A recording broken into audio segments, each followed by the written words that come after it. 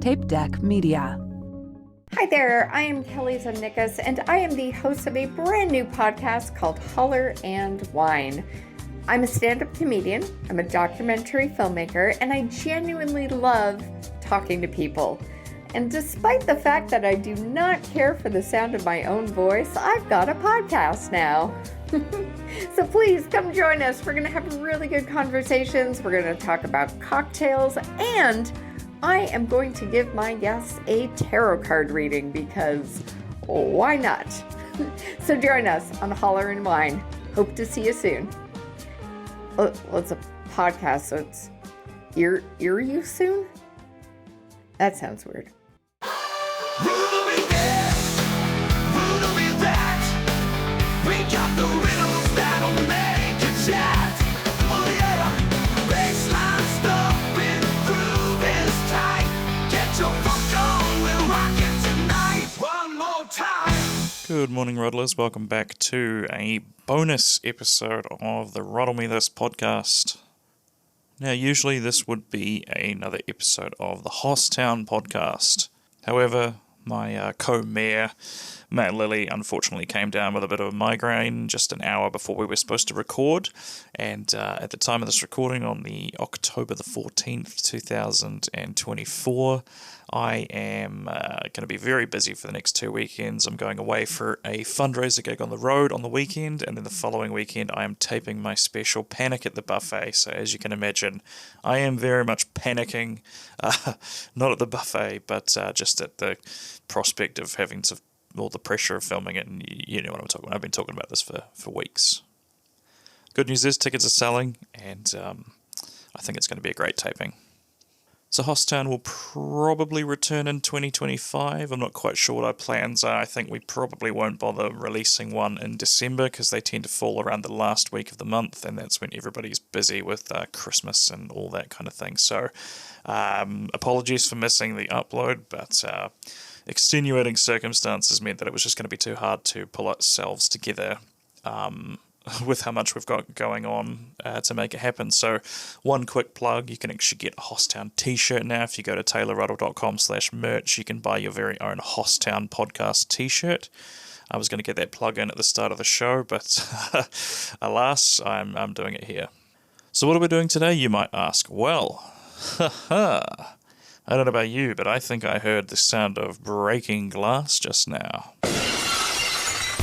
Yes, indeed. It is time to break out the second emergency break glass podcast that I recorded earlier in this year and have set aside for just this occasion. So thank you, Pastor Taylor, for putting this together.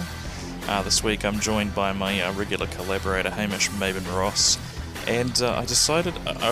So I've been wanting to talk about the show Sons of Anarchy for ages, but it's never really come up never really had like a good opportunity to do so. And at the time that we recorded this, I think I was watching The Sopranos, and I think you'll hear me confidently say I'm planning to finish The Sopranos, and several months later, I have to say, that never happened. Whoops. Yes, so I never got very far into The Sopranos. I think I might have got up to season 2 or something, but I do enjoy it. I'm struggling to commit to such long-form TV these days. But yeah, we talked about all the crime shows that we kind of watched in our adolescence, and I suppose we kind of just talked about why, usually straight-laced people find crime shows so appealing. So with that, let's get underway. Please welcome to the show your friend and mine, regular guest of Ruddle Me This, Hamish Mabon-Ross. Hello, Hamish. Welcome back to the podcast. Thank you for having me once again. That's right. Let's just pretend I'm not doing this for the second time. It's great to have you back. I think you've probably got the record for the most repeat guests on the podcast. So always a pleasure. So today we are doing what I'm calling the break glass in case of emergency podcasts, which are basically ones that I want to keep in the can for the case of having to pull a podcast or something with the guest, scheduling falls through, etc., etc. We'll have something to release on Monday. So I've done one solo a few days ago, and thought I'd get another one. And who's more reliable than Hamish to come on the pod and you know, what's the word? Encourage me to do these some of these horrendous podcasts. I'm happy to help. Always a pleasure. Yeah. Always happy to have a chat with you, whatever the topic is. Yeah, so today I sort of decided, but you didn't seem to have a problem with it. We're going to talk about crime television shows and maybe kind of examine why these are so popular with humans. And I think we had a loose format in mind. We might just talk about some of the crime television shows we've watched before, and then well, we sort of had two categories, didn't we? The first one would be, I guess, drama shows, things like The Sopranos or Peaky Blinders. But then you had another type. Do you want to just give me a rundown of what those are again? Yeah, so there was the crime show where the main characters or whatever are the criminals, that you follow them and you start to kind of, I don't know, sympathize with them, perhaps not the right word, but you start to like them. Then there's, I guess, they're police procedurals, so you're following the cops trying to solve the crimes, whether it's a murder or a big conspiracy, whatever it is, but they're more focused on the cops. But I think they both kind of fall under the same category. I feel like in those For the cop most ones, part. sometimes they present the cops as being a little bit shades of grey. Like I remember there was a TV show called The Shield, where it was very clear that the cops were not good people, but they were, Yeah. they were police officers. They were trying to arrest bad guys. But I guess that yeah, that sort of just ties into what I think people find so fascinating about these shows is the morally grey characters. And it's like you say, people love Tony Soprano, but like in episode 3, he kills a guy with like what is that thing? The jumper cables for a car. Um, and like yeah, people can't get enough of him. So I guess let's talk a little bit about the ones that we've seen and enjoyed in the past. Like, would you like to go first? Is there a crime show like from the point of view of the baddies, the robbers and the cops and robbers, if you will, that you've particularly enjoyed? Yeah, I've written down a couple. I couldn't. It's been a while since I watched them, and I couldn't quite remember. Because that's the thing. There's not really a big crime show that's currently running anymore, is there? I mean, there probably is, but not off the top of my head. Well, Um, I think it's the thing with TV is like The Sopranos was definitely the big crime show that everyone watched for a bit, and then I don't know if in order as such, but it was Breaking Bad for a while. I don't know if Sons of Anarchy was super mainstream, but I know it had a decent following. mm, Um, Again, Peaky Blinders, I don't know how mainstream that was. I keep mm, hearing one called True Detective. Have you watched that one before?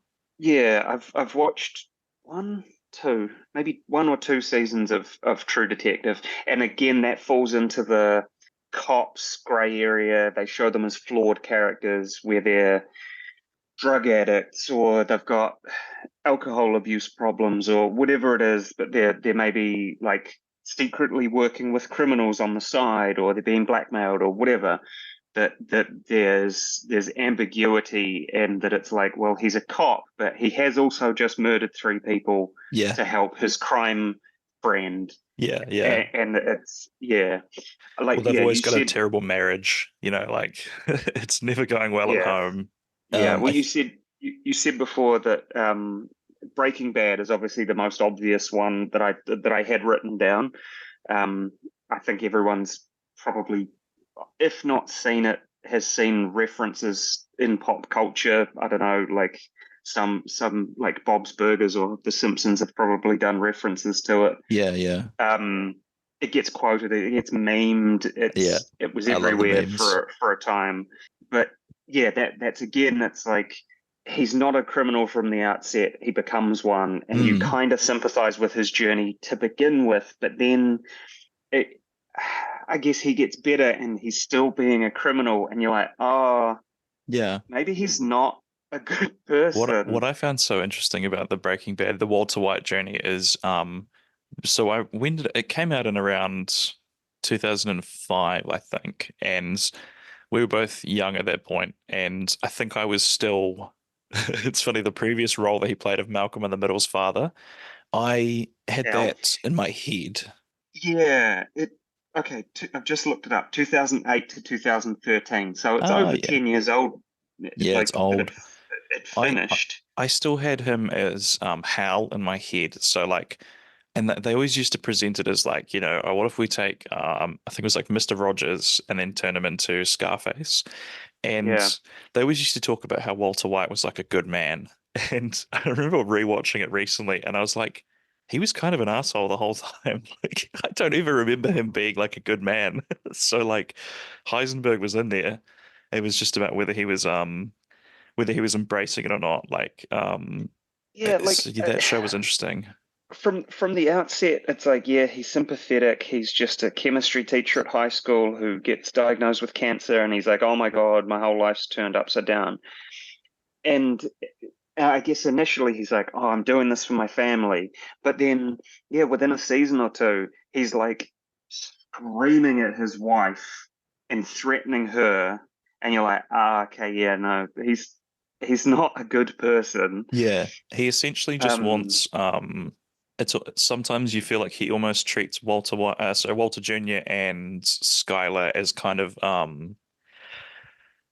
like the sort of trophy family. Do you know what I mean? Like he doesn't want them to have agency, and he doesn't really want them to be thinking for themselves, but he still wants them to be his family, but it seems like he doesn't really outside of the fact that maybe his image of like a good man is a family man, so it feels like he doesn't really actually want them as people. It's just this idea of like, my wife and son that he hmm. wants by his side. But anytime they question him, he loses his mind.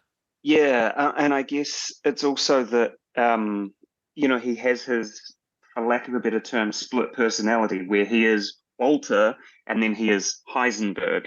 He doesn't let those two things mix, and if people see him in the Walter form, or if people see him in his Heisenberg form from his Walter life, he's like, yeah, I need to separate these. He's like, you can't know that I'm a normal family guy. You just think I'm some dangerous drug dealer or drug manufacturer.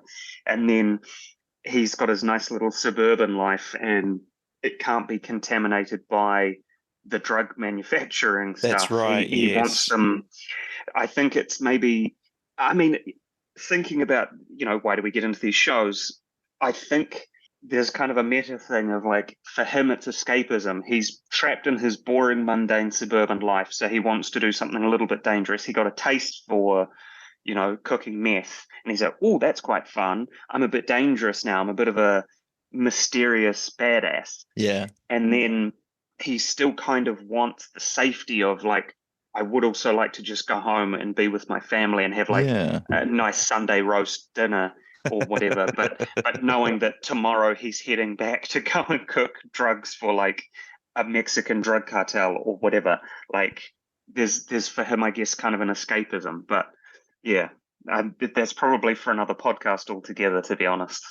Well, I think it does kind of go in because the irony is there is we're watching this for escapism, but then he's also Mm, escaping. No, I think that's a great point, and that is very interesting. Now that you mentioned the separation between Walter White and Heisenberg is like he's almost he's almost cosplaying. Like he gets his hat and he gets his sunglasses and he chooses a new name and he yeah, puts on the character for when he's in his like you say in his badass drug mode.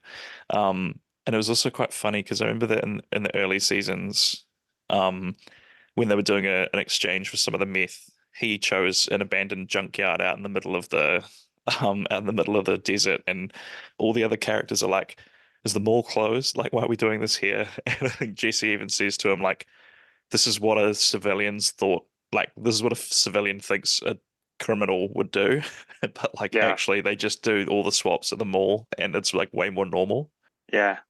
Yeah, it's like, because you are just coming into this fresh, you think that it has to be this big drama. We've got to drive miles out into the nowhere or whatever to Yeah, do these things. And it's like, no, we do it in front of cops yeah. and they don't notice because, It's not just handing a backpack of money to another guy or something. yeah. The that is Um, one thing that is interesting about these crime shows is they'll often reference other movies and crime shows, like obviously The Sopranos, they're always mentioning The Godfather. Yeah. I think they even do mention The Godfather quite a bit in Breaking Bad. Like I know Skylar calls Walter Scarface at one point, and Mm. yeah, just interesting how even in their world they're being influenced by the media that were like. It's always bizarre to me how it's like, how in a zombie movie apparently there's never been any zombie media before because people are always taken completely by surprise about zombies. They're always like, Yeah. what are those things? And like in real life, if you saw one, you'd be like, oh, there's a zombie right there. Like you wouldn't even question what it was for a second. That was one of my main problems with, was it last year or a year before? There was one of those, how there was like the House of Usher, Haunting of Hill House, the same kind of cast, but they do these different scary Oh mini-series kind yeah, of I've never thing. seen it, but I didn't realize that it was. So it's almost like an anthology kind of thing. Yeah, Gotcha. basically. But there's one that the name of which is completely blanked. I'm sure someone is going to be shouting at their phone. But it's about people living on a small island, and this woman has come back to the island after some amount of time, and there's a new priest on the island. Yeah. And it kind of goes on, and then it's kind of vampires is the thing. Oh But what yeah. really frustrated me was that no one knew. They're like, "Oh my God, it's an angel." And I was like, "It's clearly a vampire. He is Was this drinking Midnight people's blood." Mass? Midnight Mass, thank you. Yes. Yeah, Yes. yeah, yeah. And I was like, clearly it's a vampire. What's going on? And I was like, no, okay, they're doing that trope of like no one's ever heard of this. This is completely new information. Bram So they Stoker just was assume, Bram Stoker was hit by a car when he was a kid in this universe and never wrote Dracula. yeah, it was bizarre. But Yeah. yeah, I guess that's kind of one of those interesting things with like The Sopranos or Breaking Bad, where they're set kind of in the modern day. They place themselves in quote unquote the real world. That it's kind of, you can suspend that disbelief a little bit, and it's like this is actually happening right now in the same world that I am. This is essentially a documentary about these people doing this stuff. But when you look at something like, say, Peaky Blinders or Boardwalk Empire is the other one that I had written down, both of them being in a historic setting Yeah. back in the like early 1900s and stuff, it removes you from that same, again, I guess, realism, that it's like, oh yeah, this is a history thing. And they might touch on like real life characters that existed. So I think in Boardwalk Empire, Nucky Thompson is a real guy. He was a real booze runner, that Steve Buscemi plays. They meet Al Capone, Yeah. and there are real characters who kind of entangle themselves and come and go from the story and stuff. Yeah. Yeah. And maybe even like the show touches on like real events that happened and kind of write their character into it a little bit. Yeah. But because again, it's like, oh well, it's 100 years ago, so There's a disconnect between how we feel about how realistic something is, do you mean? yeah. But Yeah. then Breaking Bad, it's like, Walter turns up. He bought Walt Jr. like a a Yeah. Mustang or something. Yeah. Like he bought him like a big fancy car. So it's like, oh, this is a modern car. This is like, and then they're talking about like Scarface or The Godfather or whatever, and you're like, oh, that's a thing that I also have seen. So Mm. there's more of a connection. But with like the historical ones, you're like, well, I wasn't there. Yeah. Everything they're talking about happened, I mean, presumably in the 1800s. So Yeah. you're like, I don't know. But There's an interesting yeah, I guess. I saw this great video essay about why the movie Top Gun Maverick is Mhm. kind of refreshing to modern audiences. And it pointed out that media now is so meta. It's always referencing the tropes of the genre and they're referencing Yeah. other movies and stuff. Whereas there's I think they always do stuff. Like I guess I'm sure I've seen it in a movie where there's a bomb going off and one character would like sarcastically be like, so now we got to save the world. You know what I mean? Like that kind of. Mm. It's almost like they're aware of the medium that they're in. But apparently, Top Gun Maverick plays it completely straight. Like there's not an ounce of irony in it. It's just a straightforward, like, um, Tom Cruise action movie, I suppose, would be the way to talk about that. Um, Right. and I think perhaps there's a slightly less meta element to shows like Peaky Blinders and Mm. Boardwalk Empire. I haven't watched much of it. I got a couple of episodes in, um, but this is funny. Some of these shows I actually can't keep up with without subtitles because some of what like I've it sounds so dumb, but like I've tried to start The Wire about 3 times, but because of Hmm. the like what is it like AAV, the African American vernacular, and then like Hmm. the cops and the lawyers throw around so much jargon, and like they'll mention a character's name who you've not seen yet, and I'm just like, oh, I have no idea what's going on here. Like I can't follow the story at all. So like I really need subtitles to follow some of these shows. Um, I don't know whether that's like an auditory processing thing where I don't pick up on like all the information just by listening to it. But I may have to give I Boardwalk Empire a try with subtitles. Yeah, I think I have similar issues if they get very jargon heavy. So any police procedural, if they start getting very cop talk, it's like, sorry, what does this mean? It's sometimes you kind of figure it out in context, but other times you're like, oh, we've got a 1017 happening, and you're like, what is that? I'm not a Yeah, cop. I don't know your secret codes. yeah. But It was like but there was a then plot in Sons of Anarchy where they were using something called RICO, which is like a I can't remember what it was, like racketeering international crime, something or other. And it's like if I remember correctly, it was something they came up with to get the mafia where, like the mafia dons will like order the hit on someone, but they're so insulated, like 3 or 4 levels down from the guy on the street who actually kills the person. mm, It's too hard for the police to like actually pin it on the Don who made the call. mhm, So Rico was some kind of I don't know if it's a law as such, but it's a thing that the FBI can like they can use it to basically like, okay, this street thug killed someone, but we're pretty sure it was on the on the orders of like the whatever crime family, so they can use that to arrest. I don't know if it's just the person in charge or like a few of them. But the thing mm, is, like the TV show just assumes you're going to know what Rico is because the cop walks in and he looks around and he sees all these like all the classic like the photos with the lines drawn between them and stuff, and he just goes, "You're going to use Rico on them," and you're like, "The hell is Rico?" Like, and then the characters repeatedly say Rico, and it all means something to them. And you're just like, oh, I guess I don't know, is Rico like a person? Like, it sounds like a person's name to me. they're calling Enrico the best cop. I've looked it up just for any listeners. I mean, I was curious, but Go ahead, go it's off, King. the the Racketeer Influenced and Corrupt Organizations Act. Tell us It's a more. United States federal law that provides for extended criminal penalties and a civil cause of action for acts performed as part of an ongoing criminal organization.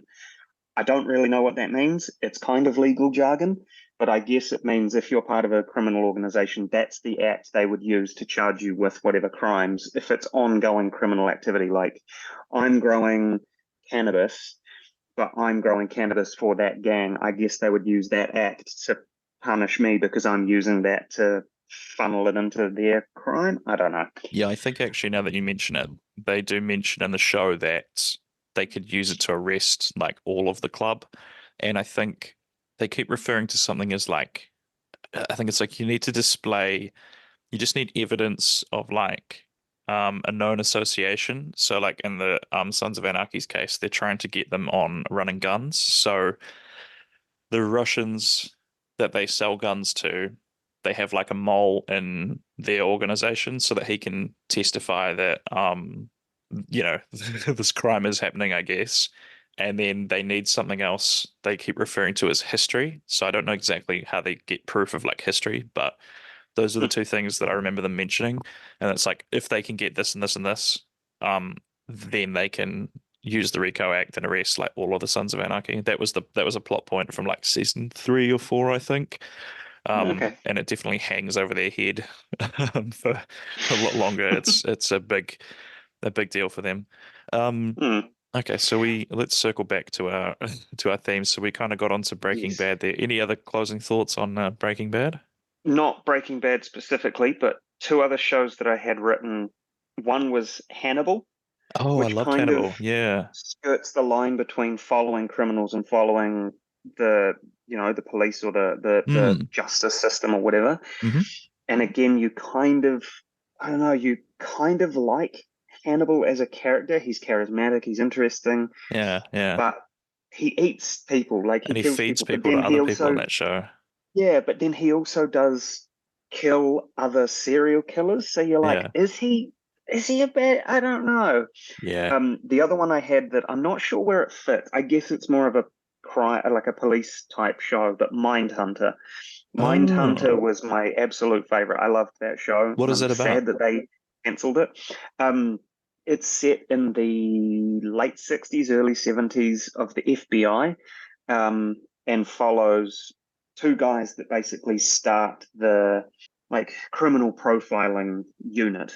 So their whole Oh, thing is to, okay. to look at serial killers and be like, this is a pattern of behavior. Yeah, He did these things. So their whole thing is that they just go around to prisons interviewing various murderers, serial killers, whatever, that's cool. and trying to build these profiles. And yeah, it's quite interesting, and it is based in truth. They changed a lot of names and stuff, but yeah, they do interview real serial killers and I heard an actors playing the real serial yeah, killers. But yeah, I heard an anecdote about that show that they were preaching this profile like you can predict a killer or something, and so they did a few interviews and they thought, okay, this we might be on something here, and then they caught some guy who was breaking into houses and killing people, and they asked him like what his motives were or something, or how did he choose his victims, that sort of thing. And he basically just went, oh, I don't know, just the door was open, so I went inside and killed everyone. And they were like, oh yeah, crap, okay, maybe it's not a thing. But then they kind of, I think it's like, okay, the profile thing's gonna work, but there's an asterisk of like, but also people just do crazy things like check if doors are unlocked and and kill whoever's inside if they're not. yeah. Like they've definitely, from what I gather, they've changed a lot of that, like academia and stuff. That before they thought the profile was like it's exact. If they were bedwetters, if they started fires, killed animals when they were a kid, they had a bad relationship with their parents, definitely a serial killer. And then they would look at some, and it's like there's always these exceptions that it's like Ted Bundy supposedly had a really good relationship with his family. And so it's like, well, he doesn't fit in that category. And it's like, oh, well, he didn't do this and he didn't do that. And it's like, oh, shit. So I Yeah, think now the profiling thing is still a little bit, I don't know, iffy. But I I guess think it's it possibly not a should be used. science. Yeah, No, not the well. It sort of is. It's an attempt at putting psychology onto stuff, but because everyone's unique, everyone's got a different background and yeah, whatever. yeah, It's never going to be 100% every single time. yeah. They can fit them into categories of like, roughly you all killed women in a particular way, or you all started fires in a particular way, Mm. whatever. But yeah, The they'll all be nuanced. that that idea of Mindhunter, it feels like almost another subcategory of these shows, and I think Dexter would fall into it as well as maybe Hannibal, and then possibly something like Bones, where like each episode is just like, okay, what's a really messed up serial killer or psychopath we can put? It's almost like a monster of the week. Um, but they're all just like, because I remember the Hannibal. I'll get that in post. I felt my voice starting to go there. I remember in Hannibal, there was one episode where it was like this really elaborate plot of like he buried a bunch of victims and then kept them in Or diabetic mushrooms. comas. He grew mushrooms off them, and then what did he eat the mushrooms? I can't remember what the plot Yeah, was there. he would keep them just fed. So he had this garden that had like like the IV stands and stuff, so they were getting nutrients, but yeah, they were basically in comas and growing mushrooms on their living bodies as they slowly died. Yeah.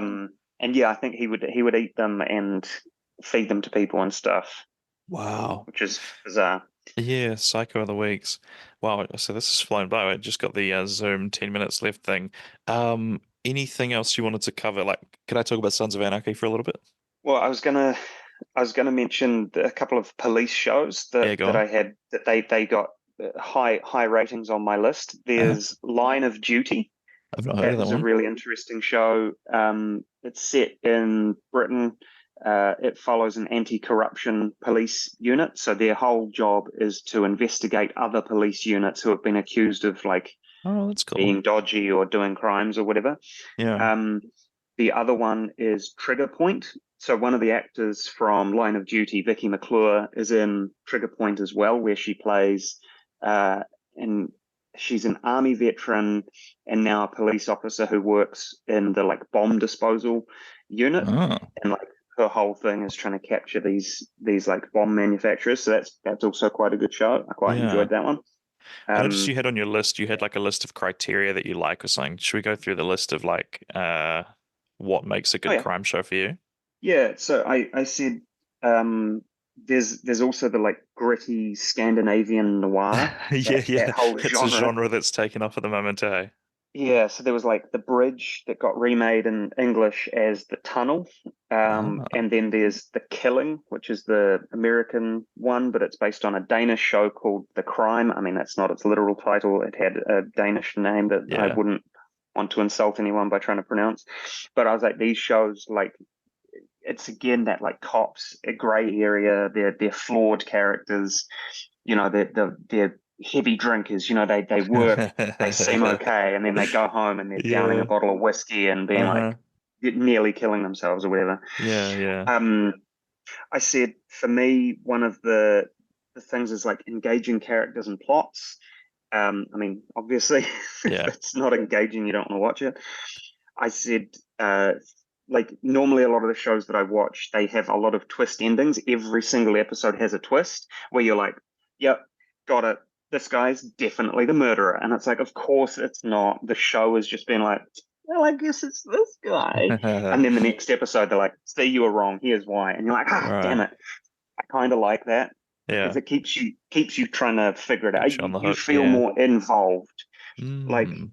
Breaking Bad, I don't feel involved, or like sort of Line of Duty, but some of that stuff, it's like I don't feel involved. But if I'm it feels like I'm helping to solve the crime. Then I'm like, oh yeah, I'm part of it. You know Yeah. that's kind of a thing. I just watched Um, one recently. I'm struggling to remember what it was called now, but it was oh geez, it was set in like a little sleepy British town, and the main character's wife just up and went missing, and it was like I called it like a few episodes in, and yeah, the main guy, I think he was a cop or he was like a former cop, something like that.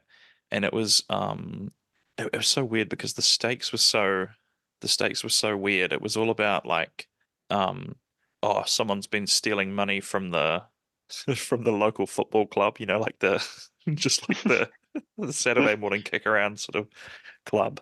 And you know his wife was the treasurer, and so like it's probably something to do with that. Like you know maybe she was stealing from it, and or maybe she was trying to stop someone from stealing. It was that was like the thing, and it just this is right. so quaint. Like it's but we ended if I remember it, I'll chuck it in the show notes. I'm just really struggling to remember what it was called.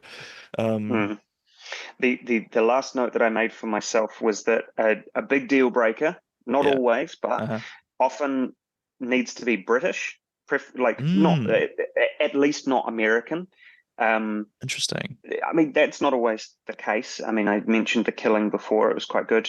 Hmm. But then I said it also definitely needs to have realistic depictions of science and forensics because there is nothing worse than that classic old school, like CSI super zoom. They walk Yeah. into a room, it's dark, they've only got their little torch, and from across the room, they're like, oh my God, on that rug, there's a hair fiber. We've got him. Or like Yeah. their fingerprint thing. They're like, let me just check the fingerprint database. Oh, And it's 10 seconds immediate. later, I've got a match. And you're like, what the fuck? It And like take it weeks in never, real life, eh? yeah. And it never sort of, it always relies on that person being a previous offender. It couldn't possibly be that this is the first time they've committed a crime or anything like that. Oh. It always kind of frustrates me, but I'm like, Yeah, nah, this isn't how it works. because it's almost like there are two tiers of these cop crime shows. It feels like CSI and NCIS and stuff are sort of for, let's call that like entry level crime shows, where Yeah. I think John Mulaney has a great piece about how Ice Cube and the Special Victims Unit is like he's been a detective with them for like 30 years, but he still approaches every case with like the bewilderment of someone who's like on his first case. Like there was one episode that featured like a pedophile, and Ice Cube went, "Yo, you telling me this guy gets off on little girls with pigtails?" And it's like, yeah, Ice, he's a It's like, pedophile. You're gonna have are to you get new used to to this that. concept? You're working in the Special Victims Unit, like, and Oh, so dude. I think those shows are maybe like they're like your starter ones. You watch CSI at like 4 in the afternoon or whatever it was, because Mm, I never watched it, but it was a very popular show, wasn't it? It was one of those like prime time back in the 90s. It'd be on at like 7 o'clock or something, wouldn't it? yeah, yeah, Which that sort of time. which is a bizarre time to be showing like some of the most horrible crimes ever when people are just like eating dinner. Like, what the hell? Yeah, and also when like children are still up or Yeah, whatever. Like, yeah. I remember watching it as a kid and being like, "Whoa, I want to get into forensics," and then finding out that forensics is not at all the way that it's depicted. No, it's It's all very way methodical, slower, eh? way more methodical, way more boring, way more like lab based, very Yeah. slow, very sciencey. It's like, oh, this murder happened 6 months ago.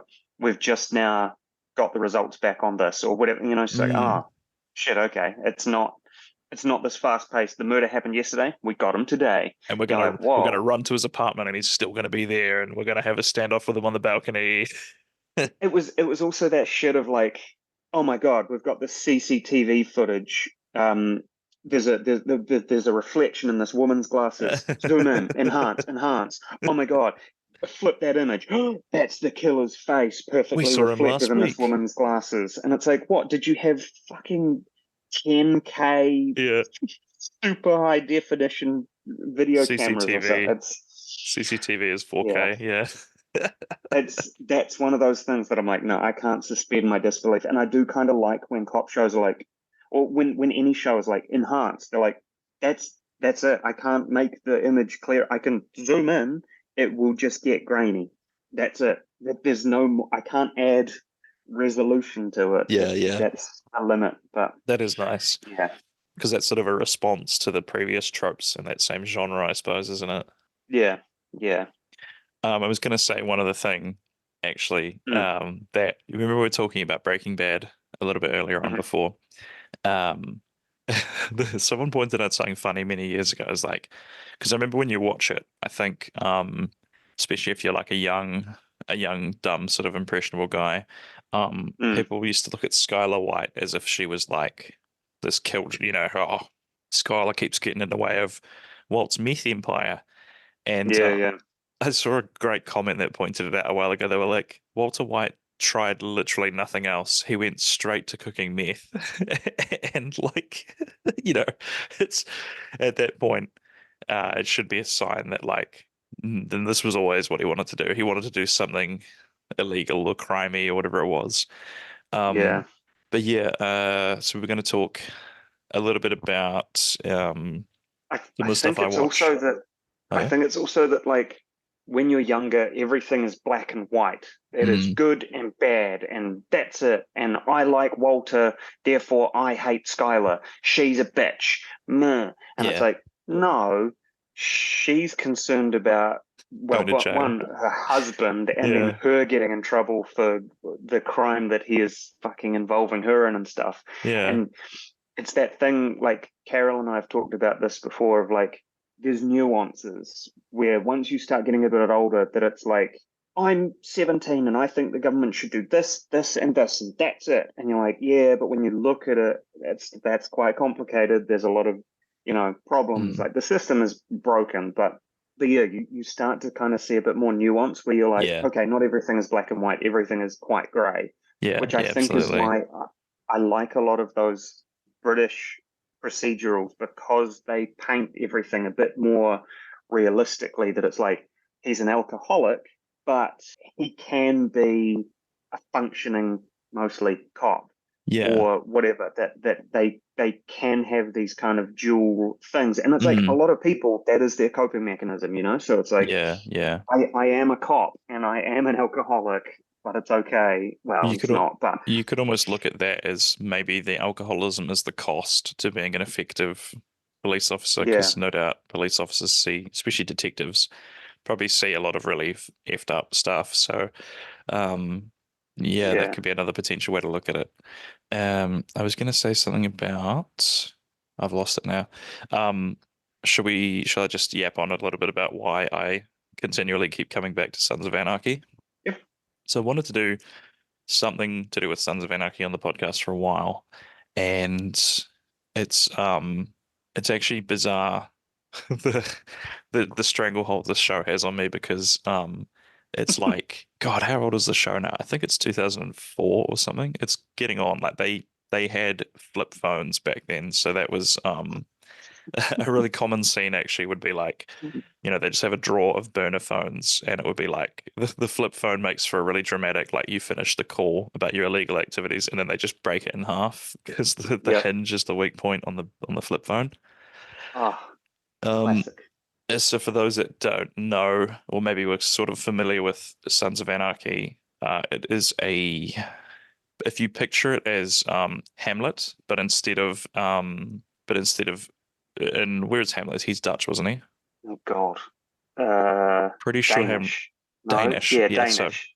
so instead of being a Danish monarchy, it is a motorcycle club called the Sons of Anarchy that was they were started, I think, like many real life motorcycle gangs, they were started after Vietnam. Because I think it's a common trend in the States for veterans to get back from war and then be completely alienated from the society that they've literally been fighting to protect. So, from what I remember, anyways, the Sons of Anarchy was kind of, they came up with it as a way to have some structure like what they had in the military, but kind of separate from a lot shootier than regular society. And so the way they adapt Hamlet is Jackson is the main character, Jax for short. He is the vice president of the club, which essentially makes him like the prince, I suppose. And then Hmm. his stepfather is Clay Morrow, who's played by Ron Perlman, who is fucking Right. incredible. Like, honestly, the the first few seasons are just so, every scene that Ron Perlman's in are just incredible. He's one of my favorite actors. Yeah. And it's great to be able to see him to do, like, he gets to just be an actor. He doesn't have to do like the Hellboy makeup or the Beauty and the Beast. Like, he just gets to be an actor, and he's incredible. So he's like, he's the president. He's essentially the king. And then I think the parallels to Hamlet are like, um, Clay is whatever Hamlet's stepfather was. Clay is married to Jackson's mother, so they're kind of like, it's like Lady Macbeth. No, not Lady Mm. Macbeth. What's Hamlet's mother called? Oh God. I I don't don't know. know. There was a I'm the wrong parallel there. person to ask. And then so instead of hearing the voice of a ghost like Hamlet does, Jackson finds his father's old diary. And so he's reading through about what his father wanted the original vision for the motorcycle club to be. And because it's a crime show, the the Sons of Anarchy, this is a funny thing they do in crime shows, is like they'll make them bad people, but like they still have a line. So like the Sons of Anarchy, they run guns, and that's the only like illegal activity they do is they sell guns to other gangsters. Ah, test. Yeah, there we go. Just to so the thing with the Sons of Anarchy is what they'll do is they always do this in crime shows, is they'll make them criminals, but they'll make them have like a code. And so their one Mm. is that the only crime they do is they sell guns to other criminals. They don't like, they look down on the guys who run heroin across the border and prostitution and all that kind of thing, like meth. They Right. The whole thing with the Sons of Anarchy is that their little town that they're in is called Charming, and it's because it's in the early 2000s, technology's not quite as advanced as it is now, and the whole thing of charming is like they don't want chain stores like Starbucks and McDonald's. They want it to be like, old fashioned, I guess. And so one of the things they always They talk want it to about, remain charming. there we go, What and a pun. so the one of the things that the Sons of Anarchy do is they keep big business out of charming. I think Right. because I think charming is essentially like the equivalent of like Rolleston here in Christchurch. It's like out of a main city. I think Stockton's the nearest big city, so it's like hmm very Or like Akaroa, that it's like we want it yeah, to remain yeah, and quaint or whatever. but like people want to develop. I think one of the characters even says like if you look at all the areas surrounding Charming, they've had like massive, like I don't know if it's GDP as such, but they've had massive growth in the last 20 years, whereas Charming hasn't. Mm, And so the thing with the Sons of Anarchy is like they're in this weird position of like the townspeople kind of like having them, but they would prefer if they weren't like criminals, I guess, because mm, the they keep big business out, but then also like when the cops can't necessarily solve a problem, a lot of people will just come to the Sons of Anarchy to deal with it in a kind right. of, you know, like make this Extrajudicial way. make this bad guy disappear. Like there was an episode where there was a traveling carnival came through and one of the clowns abducted a little girl. And so the police couldn't get to the bottom of it. So her father was like a rich businessman, came to the Sons of Anarchy and was like, find him so that I can I think cut his balls off is what the guy wanted to do.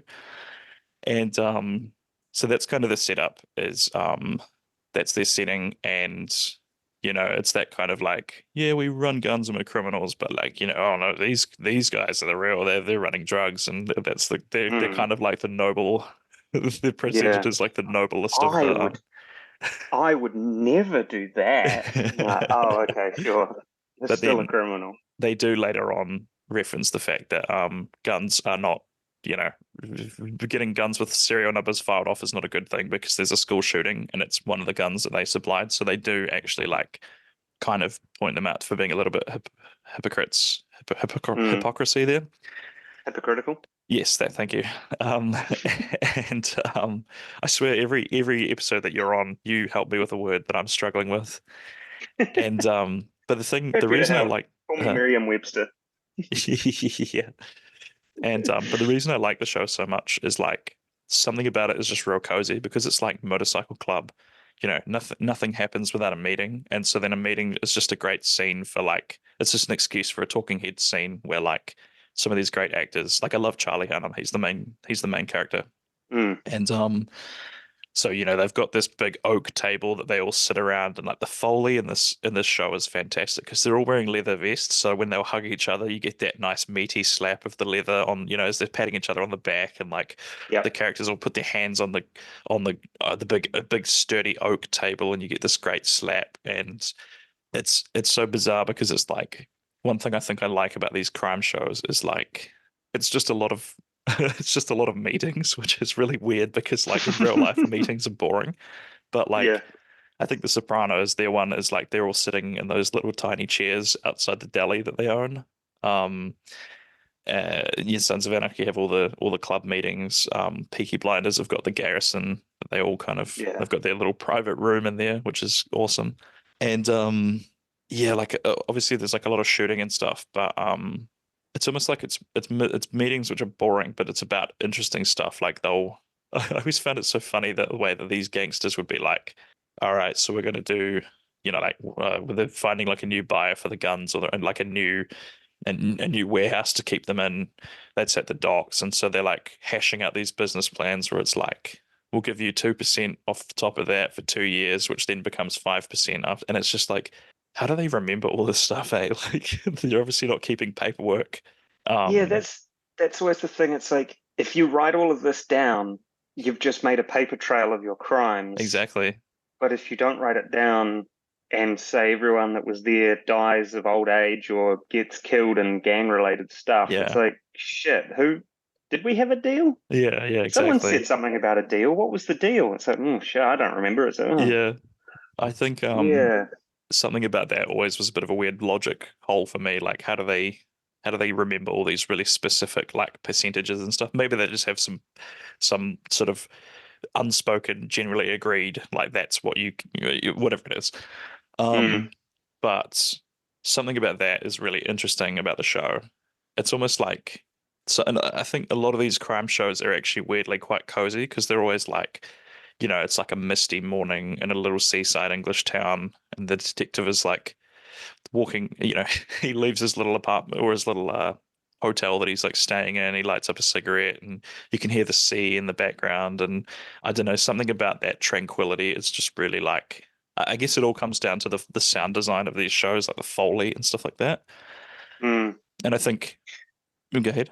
I was going to say it also feels like a lot of them they have kind of a family feel. If it's They more like do. a gang, like Peaky Blinders, Boardwalk Empire, Sons of Anarchy, there's more of that family vibe, and you're like, Mm, oh, this is quite nice, and then you're like, oh no, wait, they're killing people, but oh, this nice family, and yeah, oh, yeah, he's sad because his friend died, but he's got his brother's there to help him out and stuff. And yeah, you're like, yeah, oh, but also he did just shoot a guy in the head and bury him in yeah. the desert, and then it's like, oh, but he's conflicted.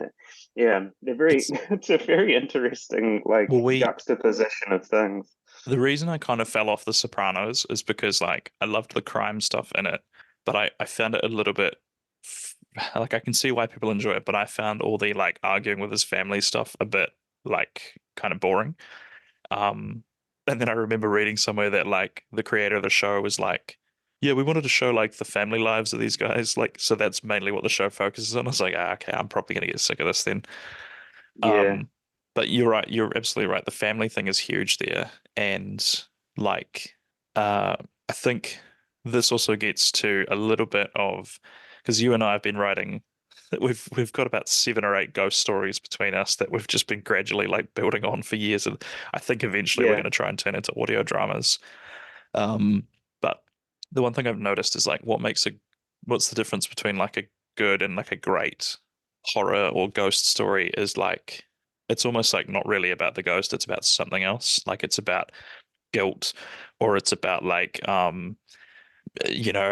relationship that went bad or like you say mm, family that loss. yeah, that kind of thing. Because if you look at some of the best like ghost stories and horror stories that you've ever seen, Mm, like it's like the genre is not the end all be all. It's actually about like you still need to have a compelling story. So I think that's why a lot of these crime shows are actually family shows, but the family just happen to be criminals. yeah, I think it's the the the I guess the compelling element of whatever it is, the kind of hook is kind of incidental. That it's like, oh, it's a crime show, but really that's sidelined because it's about the family dynamic or whatever their relationships. They kind of do crime, and it's like, oh, they're doing crime anyway. The family, okay. Yeah. Same with ghost stories. That some of the best ones, the ghost is kind of incidental. It's you know, oh, I live in this little English seaside town, and I'm running away from my troubled past, and I keep seeing this spooky man at night, but it's really not actually about that. It's about Hmm. this person battling their own demons and Yep. kind of going insane doing it, and then they end up dying in some weird way, and you're like, oh shit, the ghost was kind of nothing about it. Yeah. It Well, was more this person's own battle. the ghost was a sort of like a rough allegory for like, oh, he had a falling out with his brother, and he's been sitting on that for 15 years, or yeah. So like, Yeah. and I think like that's why I quite enjoy about Peaky Blinders is that it's about the Shelby family, and Mm. individually they're all really interesting characters. I think Tommy. This is going to sound very incel of me, but I think Tommy is f- by far and away the most interesting character on the show. Um, Mm. but we're getting into season 2 or 3 now, and like they're developing the other two brothers, and I'm kind of going, oh yeah, they've all got something that's kind of interesting about them. So um, Yeah. I guess that's the secret to making a successful crime show is is making it about family, because I guess that's the thing that people can relate to. Um, I think it's also making the characters not completely one dimensional. Because I was going to say, I've just last year just finished Peaky Blinders. I'd got up to a point and hadn't watched the last season, Yeah. and so I finished it. And remembering that, going, oh yeah, this character, oh yeah, this thing. Mm-hmm. That they do have a lot of personal development and personal growth throughout. That it's not just we're always going to be hard up, hardcore criminals going in just punching the shit out of everybody and being like, yeah, this is the whole show for 6 seasons. It's like, no, you are troubled, you are damaged people, and the work that you're doing is having its toll on you, and getting to a point where it's like, I want to do this sucks, and trying to kind of, it's that old trope of like, every time I try to get out they pull me back in, kind of. It's that thing of like they keep trying to break away. They say that at least once an episode in The Sopranos, I think, because it's from The Godfather, isn't it? I think so, yeah. Yeah, or Goodfellas or something like that. Yeah. And the Sons of Anarchy is a big one, and one of the themes of the Sons of Anarchy is that because Jackson's read his father's original view for the club, by the time that he experienced it, I guess by the time he was conscious enough to like kind of know what was going on, they were already a criminal enterprise. And like that seems to be a common theme, is like the main character is an introspective, thoughtful character who actually wants to get out of crime. Like the whole thing of Sons of Anarchy is Jackson just trying to get the club to go legitimate, like they do. It's so weird though, because like they still do kind of not illegal, but just shady things. Like they open an escort agency, which I think is illegal in America. I mean, don't get me wrong, I support the idea of that being legal and regulated and stuff. But yeah, they that's one of their moves to get out of running guns, is they open an escort agency. And I'm sure they do stuff with real estate as well. Like there might be some kind of real estate scam or something they're doing. But yeah, the whole angle of that. And then I'm up to about season 2 of Peaky Blinders, and that's like Tommy's goal is to get it to be 80% legitimate by the end of the year, or whatever his goal is. And that's it's often met with like resistance from the other members of the gang or the family. Like I feel like in Peaky Blinders, his family seem to be fine with that though. Like they don't seem to fight him on trying to go legitimate. They seem quite happy when they get their license to to be a bookie. Yeah, I think it's because it's like the structure of the family, because they're a traveling family, or they've got traveling ancestry, I think. The amount of racism in that show towards them is insane. It's rough. But I guess because he's the patriarch of the family, despite like Aunt Polly being older than him and stuff. Yeah. He's kind of the boss, so what he says goes. Also, I think Arthur is older than him as well. Yeah, but Tommy's the younger of the brothers. Yeah, well, Tommy's not the middle all one. of them, but yeah. But like, because he is the boss, it's like, well, if he says this is what we're doing, we trust him. We go with the plan or whatever. Yeah. But I think compared to some other shows where they try to go legit, but it just kind of goes wrong, or well, that's definitely Sons of Anarchy. Like the rest of the motorcycle gang are not that interested in going legit. I think eventually he kind of wins them over to the idea of going legit. to be honest, a lot of characters die in that show, so a lot of the ones who are against it just end up dying. But well, like Boardwalk Empire, actually, just come back to me. The premise in that is that they are legitimate businessmen that have sort of secret underground criminal side projects. Yeah, because so Nucky is I've got this. He's very well received by the public in that show, isn't he? Yeah, like he's an upstanding member of his community. He like does charitable works and stuff. I think he helps people out, and I think he runs casinos. I can't remember what his legitimate business is, but then on the side he is running booze and like paying off the cops and stuff and doing all that stuff. But it's like, it's interesting because again, there's like, I've got my legit business and my secret side project, or we've got our criminal business and I'd like to do a bit of legitimate stuff, and it's like, oh, couldn't do that. And it's like, okay. Well, there's just the different ways they get around it. there's a character, and this comes back to the idea of the Walter White liking having his criminal side and his good boy side. Um, there's a character in Sons of Anarchy in the later seasons who is called, it's not August Marks, it's Damon Pope. And did you ever watch Lost? Only the second and third season, maybe. Do you remember the I gave guy? up on it. I can't remember what his name is, but do you remember at the end of like season 1 or 2 when they encounter the others for the first time and there's like Walt and his father? I think the father's called Michael, maybe. Yes, And yes. Mike, the dad, like he betrays them or something, or he shoots one of them. He does something. Oh, That actor is the one who plays Damon Pope. I can't remember. I should have right. Googled this beforehand, but fantastic character. And so like him and Jackson even have a conversation in the car where like Jackson's whole thing is that he's trying to get out of crime. And then he sees Damon Pope, who like is exactly the same as Nucky Thompson. Like, you know, he donates to schools. He's like an upstanding member of society. But then also he has this like massive drug empire, and Okay. separated from it. And Jackson kind of says to him, he's like, if you have all this legitimate stuff, why are you bothering with crime? Like it's just like Mm, risk for nothing. And Pope kind of basically just says, like I'm rich because of all that stuff, but like I'm mega rich because of the drug money. It's like he's like the premiums on like drugs like 10 times on real estate and all, that sort of thing.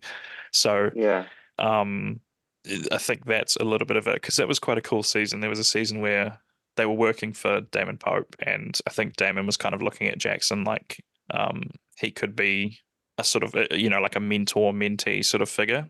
Hmm. As you can imagine, it doesn't go down like that. The thing with Sons of Anarchy that is a little bit like, okay, here we go, is like there are so many characters that like were living a relatively good life until they got involved with the Sons of Anarchy, and it just ruins them. Like there's a character called Yeah. Nero, who's played by again, can't remember the actor's name, but he is played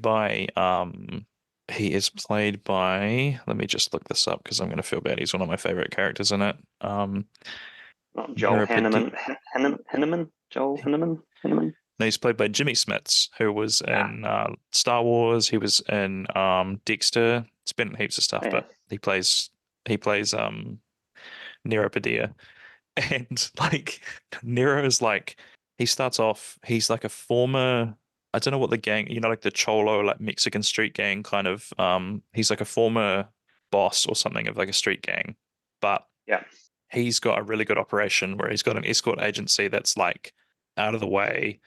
He's got like cops and politicians on the payroll, so they look the other way. There's never any violence. It's like real classy joint. Like he's real set, and like he starts dating Jackson's mother in the later seasons, and like just because of this association with the Sons of Anarchy, like his life is ruined. Like his business gets shot up because like they associate the Sons of Anarchy like buy some ownership of it, and Hmm. that ends in some I think they're like the triads or something. They come by and gun everybody down, and like just Nero's life is ruined. And you sort of think to yourself like, why doesn't he just break up with her and like get back to his life? But I think it's like you say, family is the driving force of that. So, and that's his Yeah. his partner, so he can't just like walk out on her. And thankfully, I think Nero does end up relatively happy by the end of the show, but like just so many characters end up dead or maimed or ruined just because of the Sons of Anarchy getting involved. And they're all gangs, so they're all double crossing each other all the time. And there's secretly Yeah. a rat, and then you know, they killed someone, but then they made it look like it was one of the other gangs to make them fight each other. And there's a lot of that kind of carry on, which is like it's not in the cozy kind of calm bits that I like, but Yeah. it's shooting and stuff is cool, I guess. That's my take on it. Well, I guess then the question is, what draws people to these shows? Yeah, What? the $1 million question. Yeah, I think we did discuss this a little bit at the beginning, and before this we've had discussions, but I think, like we've said, that it's escapism, Hmm. that it's the same reason that people play like GTA or Saints Row or whatever game that you can play where you play a criminal. It's that same thing that it's like, I don't want to do crime and get in trouble. because that seems like a hassle Yeah. and it will disrupt my day. But if I can play a game or watch a show where I can be like, ooh, fun, criminal stuff, Yeah. I can I'm a step removed where I can kind of witness it in a way, and I'm like, ooh, exciting. Yeah, you're sort of living vicariously through them, aren't you? Yeah. I think you're on the money there. Because like the wow, this time really flies when you're talking about crime. We just got the other Zoom warning that we're about to run out of time. We said we were just going to do a couple of minutes on that, and then I whittled on for half an hour about Sons of Anarchy. Um, okay, so yeah, I think that's the main thing is because like you see characters like Walter White who did everything right. He went to university, he studied, he got a good job, and then just through Mm, sort of his own, it was his own doing that he didn't think to like kind of get fairly bought out of his company. Or maybe it wasn't even worth that much when he left or something, but he definitely felt like he got ripped off by mm, leaving. And then, oh, I think the issue was that they used discoveries that he'd made to make all their money, and that's why he felt shortchanged by the fact that he left. yeah. Um, but I think the reason we sympathize from Walter White is like, I watched it as a teenager and I was like, he's a good man. He's just trying to do his best for his family. He's cooking meth and stuff. But then I watch it as an adult and I think like, yeah, he did everything right. He went to university, studied, he got a good job, and then he still ended up having to work two punishing jobs, like to not even really pay for his family. And then, oh, you've got Yeah. cancer, so now you've got to pay for that. So like, you, I think you can definitely sympathize with like why the characters make the decisions that they did. Um, Yeah. Yeah. Despite all of his best efforts, everything still went wrong for him. yeah, And I guess in his eyes, people that did nothing except copy his work reaped all of these benefits. They're completely safe. They're so well off now. And it's like, where's mine? yeah. Like I it's think not fair. I think as well, like if you looked at it again, the Walter White being in the position that he's in is because he played it safe his whole life. He didn't take risks. And I think maybe that's another thing that the show is trying to impress upon us is like, you can do everything right, but like also there's still an element of like you need to like risk it for the biscuit, as they say. Mm. Um Yeah, like with any of them, you know, it- I mean, any show would be boring if everything went perfectly right for the person the whole time. yeah. Like, I remember being told years and years ago when I was studying, we were talking about classical myths, and our lecturer brought up Superman, and he said originally Superman was completely invincible, nothing, he wasn't even weak to kryptonite, he was impervious to anything. And the readership started going down. People started like hating it. No one was buying Superman because there was no peril, there was no stakes. It was like, well, I know he's going to win. He's Superman. Of course he's going to beat the bad guy. He's going to win. He's going to come out unscathed. So they had to introduce elements to be like, oh no, he might not win, even Mm, though he will win in the end. It's like, oh, will he? I yeah. think any of these shows, if everything went right the whole time, it would be boring. Yeah. You're But right. because you see them risking it and being like, oh, there's this new venture, I'm going to do this and risk all of my money on it.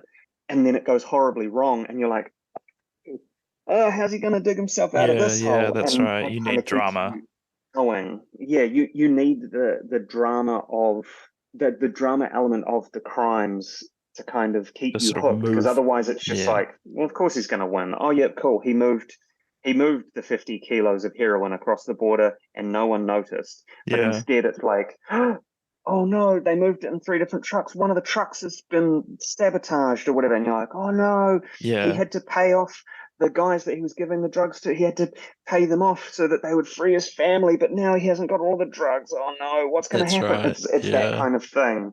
Like, It's and like I guess it's also like life's not perfect. Things will mm, always kind of yeah, go awry. that's true. Yeah. It's a bit like watching Supernatural when you start season one. It takes all the peril out of it because there are 12 or 14 seasons of it. So you kind of have to like, you just, yeah. I'm sure this was at the time, no one knew it was going to happen, but with the knowledge of where it went, doesn't have the Yeah, same fear. it's like I know they'll probably be okay. Yeah, I think most brothers do die a couple of times Oh throughout yeah, the they die a lot. series, A lot of but characters die and come back to life, and all sorts. but Alrighty, well yeah, like that was like I said, time flew. Hope it was as enjoyable for the audience. I'm very curious as to when this is going to be released. So at the time of this recording, it is the 7th of March 2024. I don't know when you're listening to it, but I hope you've enjoyed it. And yeah, thank you, Hamish, for joining me again. Always a pleasure to have you on the show. well, thank you for having me. It's always a pleasure to be here. Alrighty, see you next time. All right, have a good one. Thank you for listening to Ruddle Me This. Don't forget to hit subscribe and leave me a review on your favorite podcast platform. You can find me on social media at Taylor Ruddle Comedy on all the major platforms. You can also join patreon.com/Taylor Ruddle Comedy for free, which gets you access to all sorts of extras and behind the scenes content, as well as allows you to communicate directly with me and let me know what you think of the show. Tune in again next Monday for another episode of Ruddle Me This, and until then, Ruddle her out.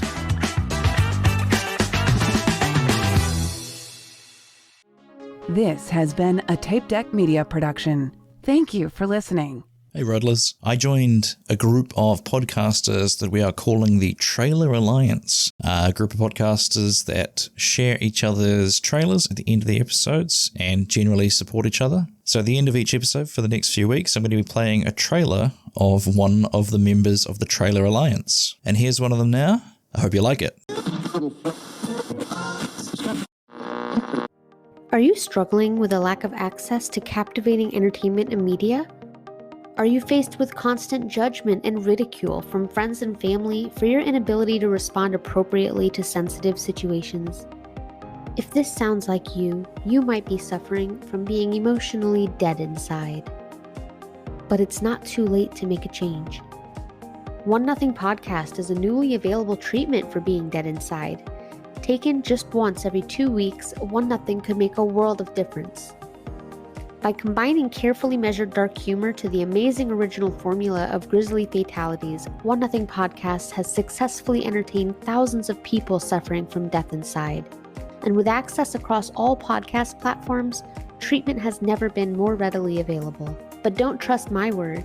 Here's some real-world testimonials from a few of our listeners currently undergoing treatment. From consistent doses of One Nothing Podcast, my posture has greatly improved due to being kept on the edge of my seat. The One Nothing Podcast comes on, everybody be like, shut the f*** up. I be quiet, but when the episode's over, I be talking again.